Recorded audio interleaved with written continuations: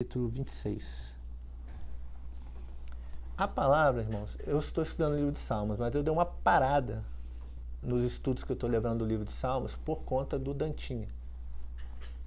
Que ele... Posso falar? Sim. Posso falar, Dantinha? Não os detalhes. O que você falou comigo em termos de, eu queria que... Sim. Eu não vou, né? Eu não faria isso.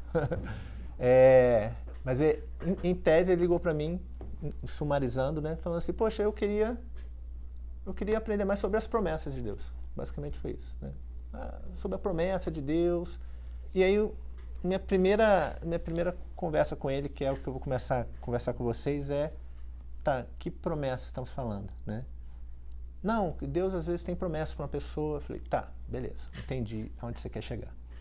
A promessa de Deus, eu já tinha falado isso para ele, mas agora eu vou aprofundar aqui. A promessa de Deus para o Rodrigo, para o Nilson, para o Arcelino, ela está atrelada à promessa de Deus para a coletividade. Deus não vai fazer uma coisa para o Rodrigo que vai contra a vontade de Deus para o povo dele, entendeu? Para o meu povo eu tenho isso, mas para o Rodrigo é outra coisa. Não. A vontade de Deus para o Rodrigo, as promessas de Deus para o Rodrigo estão atreladas às promessas de Deus para a igreja. Vamos dizer assim, ou para Israel de Deus. Essa é uma primeira coisa que a gente tem que considerar. Então, antes de eu falar da promessa de Deus para o Dantas, eu tenho que falar da promessa de Deus para a igreja. Porque ela é um limitador. Deus não vai fugir disso para fazer alguma coisa específica para o Rodrigo que esteja fora das promessas dele para a igreja. Ela tem que corroborar a promessa de Deus para a igreja. E a outra coisa que eu tenho que levar em consideração é a vontade de Deus. A promessa de Deus não vai estar fora da vontade de Deus. Então tem dois condicionantes aí. O que Deus tem de promessa para mim?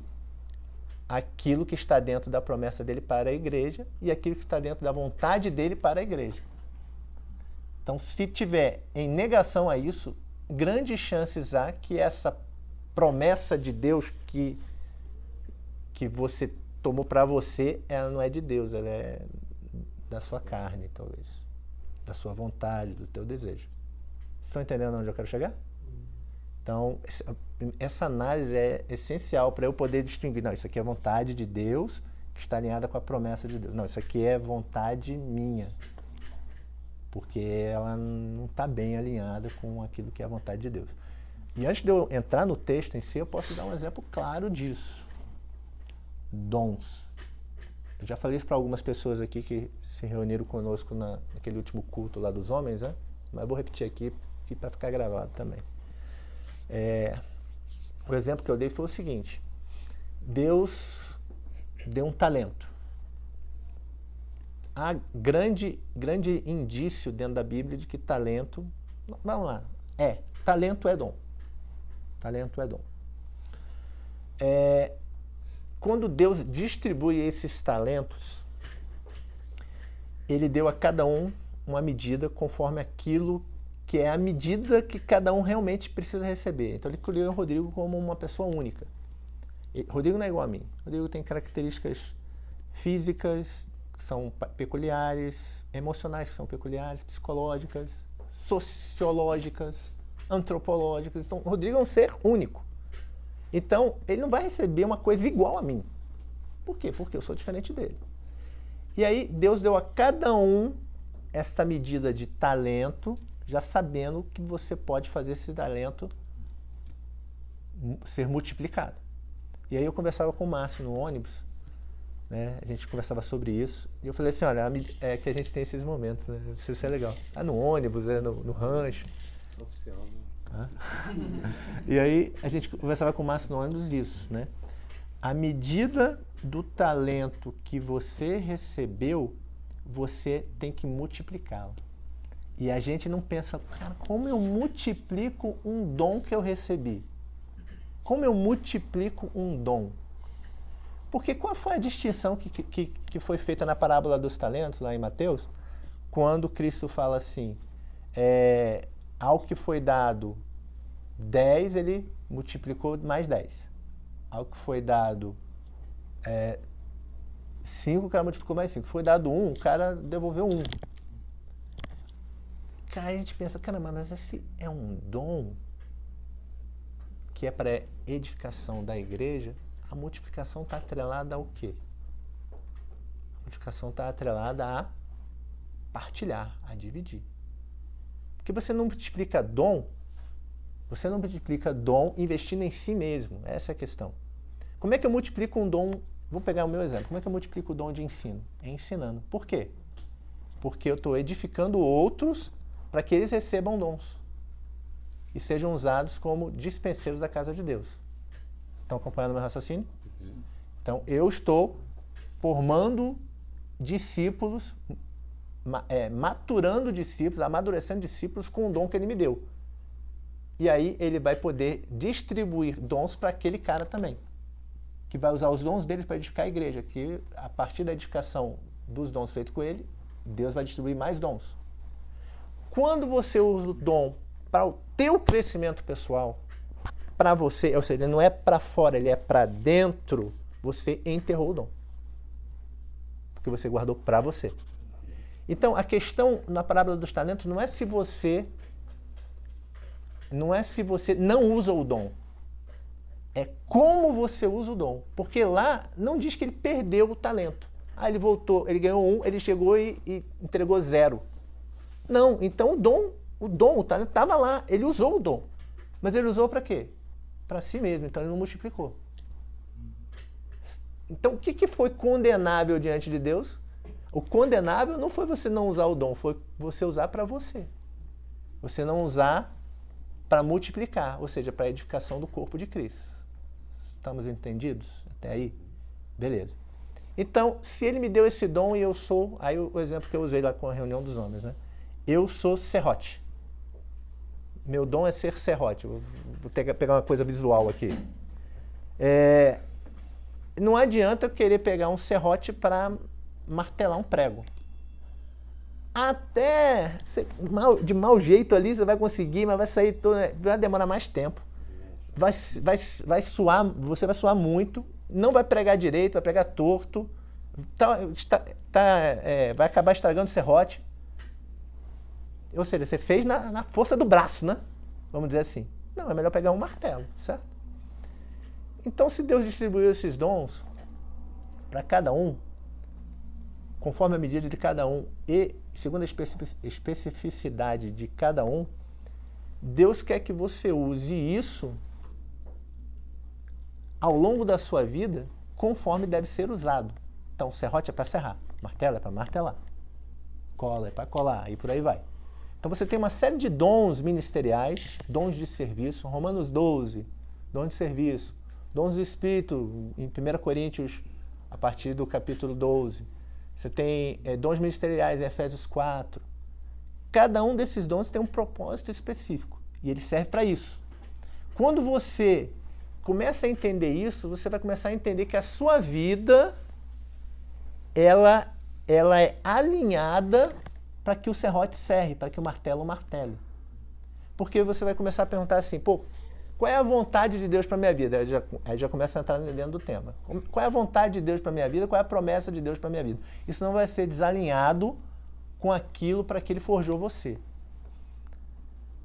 Quando você é muito comum a gente perguntar, né? Caramba, eu não sei qual é a vontade de Deus para a minha vida.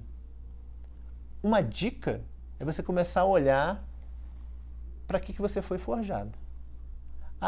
Se eu fui forjado para ensinar, então Deus vai alinhar a minha vida para que eu ensine. Então, se eu sou um serrote, fui feito para serrar, Deus vai alinhar a minha vida para serrar. Se você é um martelo, para martelar.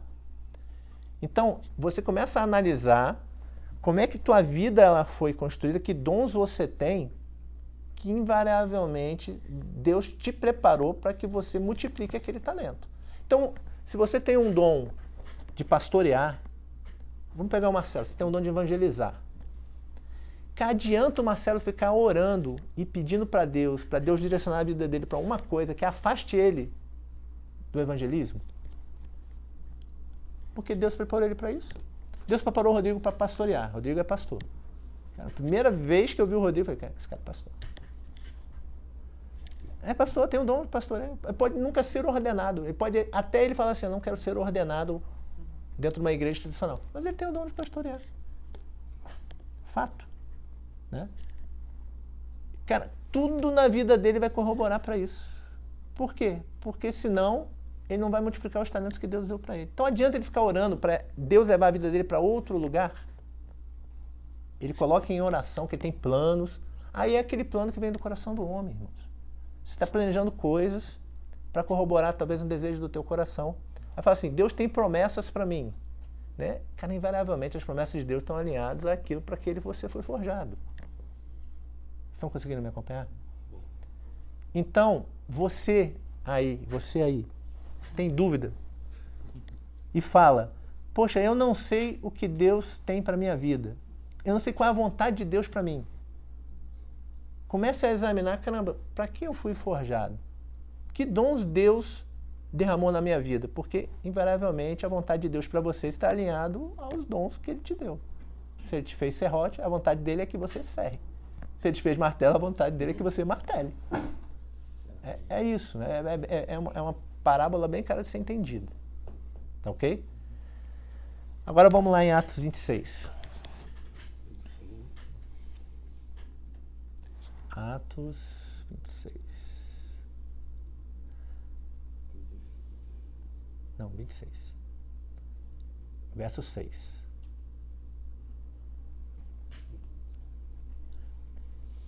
Aqui Paulo, irmãos, ele está sendo julgado, ele é levado diante do rei Agripa. Ele fez um testemunho dele para Festo, que era um dirigente romano.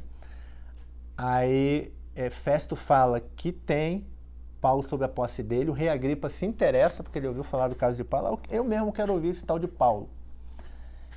E aí Paulo vai diante do rei Agripa, né, que era um rei judeu, com cidadania romana, ascendência judaica, mas que governava em nome de Roma a religião da Judéia. E aí Paulo começa a falar para ele, ó, por que eu estou sendo julgado aqui? Paulo começa a explicar a razão dele estar sendo perseguido, ter sido preso, estar sendo julgado. E aí no verso 6 ele fala assim, e agora estou sendo julgado por causa da esperança da promessa que por Deus foi feita aos nossos pais, a qual as nossas 12 tribos, servindo a Deus fervorosamente de noite e de dia, almejam alcançar. É no tocante a essa esperança, ó rei, que eu sou acusado pelos judeus. Paulo está falando assim, eu estou sendo julgado porque eu creio na promessa. Mas por que ele estava sendo julgado pelo que a gente conhece da história de Paulo? O que ele estava pregando?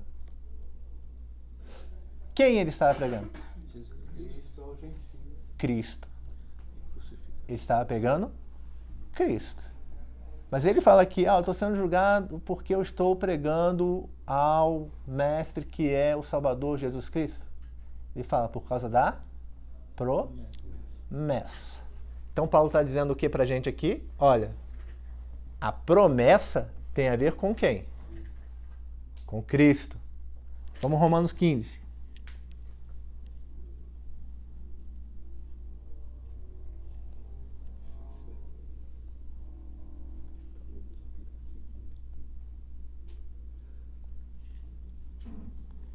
Verso 8. Digo, pois, que Cristo foi constituído ministro da circuncisão em prol da verdade de Deus, para confirmar o quê? As promessas feitas aos nossos pais, e para que os gentios glorifiquem a Deus por causa da sua misericórdia, como está escrito. Por isso eu te glorificarei entre os gentios e cantarei louvores ao teu nome. Então Cristo constituído, aqui ele diz, né, ministro da circuncisão em prol da verdade para confirmar o quê? As promessas. Cara, que promessas são essas? Dantinha, que promessas são essas? Para eu entender as promessas que Deus tem para mim, eu tenho que começar a entender qual é a razão da fé de Paulo. Vamos lá em Hebreus 11. É muita Bíblia, irmão. E não vai dar tempo de eu falar tudo, tá? Eu vou só introduzir e a gente vai entrar nas minúcias das promessas na próxima segunda-feira. Ou no dia que alguém faltar e eu precisar substituir esse alguém. É o que são? É Hebreus. Hebreus 11. De que fala Hebreus 11? Da fé. Beleza. Da fé. É o texto áureo sobre a fé. Você é salvo pelo quê? Hã? Fé? Fé em Cristo. Então, como é que o judeu, antes de Cristo, era salvo? Se não tinha Cristo? A expectativa da promessa. Quando a gente fala assim, que Cristo é o único caminho da salvação, é verdade? É verdade, está nas Escrituras, né? Mas e aquele cara que, não viu a Cristo? Em Hebreus 11 ele começa a trabalhar isso sobre a questão da fé focada em uma coisa específica. Se você for lá no final, em Hebreus 11, 39, ele vai falar sobre isso. Ele vai citar vários exemplos aqui, né? De homens de fé. Ele começa Abraão, ele vai falando toda a história, né? Tem até uma parte interessante, né? Que ele cita Raabe, né? A meretriz. Raabe, que está na linhagem de Cristo. Eu não sei se alguém pulou aquela parte, né, na hora de ler a linhagem. Cara, a linhagem é interessante porque ela mostra, por exemplo, Raabe na linhagem de Cristo. Ou seja, ela era gentia, vamos dizer assim, ímpia, e não é qualquer ímpia, ela é ímpia prostituta, né? Que está na linhagem de Jesus Cristo, na linhagem do Messias. Tem outros nomes interessantes na linhagem ali. Mas aí o autor de Hebreus, ele fala assim, olha, me falta tempo de falar de todos os outros exemplos. Um dos exemplos que ele cita aqui é Sansão, por exemplo, que o nosso amigo Marcelo usou numa última pregação dele. Eu vou fazer um estudo só sobre Sansão. Depois que você fez aquele estudo ali, passou por alto, eu falei, cara, Sansão vale a pena se aprofundar um pouco em Sansão. Porque Sansão, Sansão é um exemplo de que a gente pode ter esperança apesar da porcaria de pessoa que nós somos. Porque Sansão, como já foi falado, era um nazireu, mas qual era o fraco de Sansão? A gente até conversou isso outro dia. Hã? Mulher. Cara, primeira vez que ele bate o olho na Filisteia, ele fala, me encantei por aquela mulher filisteia. Se encantou pelo quê? Pelo olhar, cara. E aí os pais falam assim, mas não tem mulher aqui no nosso povo, né? Pra você... mas eu quero aquela ali. E aí a última mulher com que ele se engraça, que é Dalila, tira o que dele? Começam a ver um certo paralelo aí. A gente vai estudar Sansão mais a fundo. Mas Sansão está aqui mencionado entre os heróis da fé, meus irmãos. Aquele Sansão, aquele todo caído, é aquele todo caído. Por quê? Porque não foi pela obra. Foi pela graça. Você percebe que eu e você somos ruins, pessoas ruins. Que nós temos falhas, deméritos enormes. Mas quando eu olho para Sansão, eu falo assim, tem uma esperança para mim, né? Eu sou uma merda. Mas tamo junto, eu e Sansão, a gente dá um braço assim e fala, caramba, os dois na merda, né? É isso, pessoal. É o Davi, o homem segundo o coração de Deus. Fez merda pra caramba. Mas não é pelo que você faz. É pelo que Deus é. Não é pelo que você faz. É pelo que Deus é. Pela natureza dele. E aí no 39 ele vai falar assim.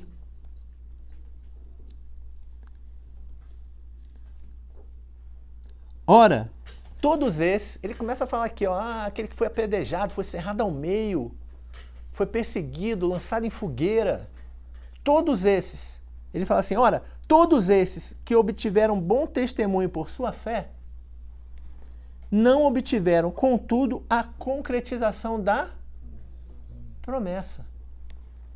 Por haver Deus provido coisa superior a nosso respeito, para que eles, sem nós, não fossem aperfeiçoados. Cara, já está no 26. Eu só dei a introdução, só introduzir, tá bom? Vocês vão guardar essas... Vocês vão guardar, então, Atos 26, a partir do 16, né? Vocês vão guardar Hebreus 11, 39 e Romanos 15, versos 6 e 7. Para a gente poder continuar adiante. Mas eu até conversava com alguns no último estudo, né? Aqui no final, eu vou me aprofundar mais nisso. Ele fala assim, para que eles, através de nós, não fossem aperfeiçoados, né? E aí a gente estava conversando sobre aquela série The Chosen, né? Que é uma série muito boa. Ela não é bíblica, vamos dizer assim, porque tem adaptações literárias ali que o cara vai fazendo para poder romancear um pouco a história de Cristo. Mas o maior mérito daquela série não é ser fiel à Bíblia 100%. No sentido de, ipsis literis, colocar na tela. Não, tem muita coisa bíblica ali, mas é a noção que a série passa de quem Cristo é. Um Cristo humano, um Cristo que ri, que brinca, que zoa os companheiros, que dança nas bodas de Caná. Não é aquele cara super religioso, alheio ao mundo. Não, ele está no mundo, mas não se contaminou com ele, porque ele jamais pecou. Esse Cristo humano, que se relaciona, que sorri, que chora, é esse Cristo. E aí a gente conversava, só para encerrar, né? Falando, nós, às vezes, estamos numa posição privilegiada e a gente não enxerga isso, porque é o que o autor de Hebreus está falando, né? Como seria legal a gente ter viver ali com Cristo, andar com Cristo, o relacionamento com Ele. Mas o próprio Cristo, irmãos, aí você que está ouvindo aí, o próprio Cristo, ele falou o seguinte, que ele iria e que ele mandaria para nós o quê? O Consolador. E a gente despreza o ministério do Espírito Santo. Como seria bom se a gente andasse com Cristo. A gente anda com quem? Quem é que está conosco agora nessa reunião aqui? O Espírito Santo de Deus, cara. Que ministra aos nossos corações. Que lá, segundo Efésios 1:13, a gente vai ler isso, ele é o selo da promessa. Ele é o selo da promessa. Eu vou explicar o que isso quer dizer sobre a promessa. Mas o Espírito Santo de Deus está conosco. Nós estamos caminhando com Ele. Ele está ministrando no nosso coração. Como eu posso falar, como seria bom se eu andasse com Cristo? Cristo se autoimpôs como Deus, ele se autoimpôs em imitações humanas. E o Espírito Santo não tem essas imitações. Então, o mistério do Espírito Santo, para nós, é muito mais amplo, muito mais profundo do que seria se nós andássemos com Cristo em carne. E a gente despreza isso. Como seria bom se eu andasse com Cristo? Você anda com o Espírito Santo ou não anda? O teu relacionamento com o Espírito Santo é um relacionamento real ou ele é só como se fosse um relacionamento do Jedi com a força? É algo fictício, algo empírico. O Espírito Santo é uma pessoa. Que você se relaciona com ele, você tem um relacionamento com ele como teria com Cristo. Só que sem as limitações do Cristo em carne. E aí, para finalizar, né? O quanto o Espírito Santo é real para você e Deus é real para você é que vai dar a medida do quão cristão realmente você é. Essa é a verdade. Tá bom? Então, vamos parar a gravação e a gente continua na nossa